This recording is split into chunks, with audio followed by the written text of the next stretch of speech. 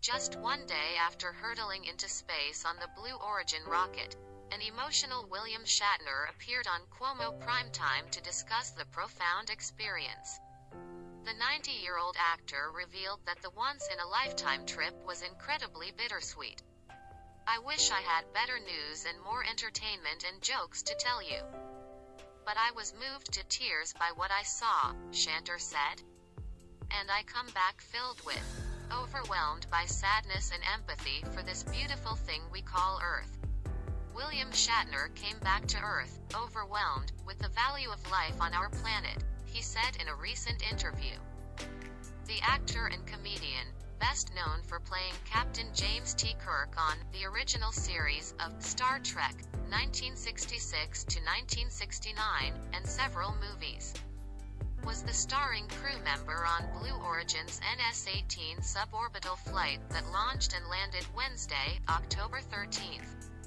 In an interview with NBC's Today on Thursday, October 14th, Shatner said he was overwhelmed with the view out the window of the New Shepard spacecraft and what he perceived as a contrast between the life on Earth and the death he saw in space. Echoing comments he made shortly after landing. "We need to take care of the planet, but it's so fragile," he said. "There's this little tiny blue skin that is 50 miles wide, and we pollute it. And it's our means of living."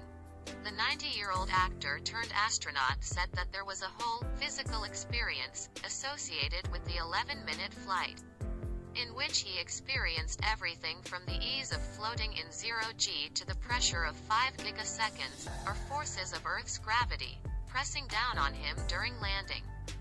"As I'm coming down, I'm thinking, you know something? I'm 90 years old," he said. But he said the training prepared him well to be cautious in weightlessness. "You've got to grab a hold of something. Don't push too hard with your hands. Just use your fingertips, because you'll bounce off the ceiling." Microgravity, he continued, was indescribable, and he said he felt no pressure in his guts. "Suddenly, your body is expanding. Secondly, you're floating."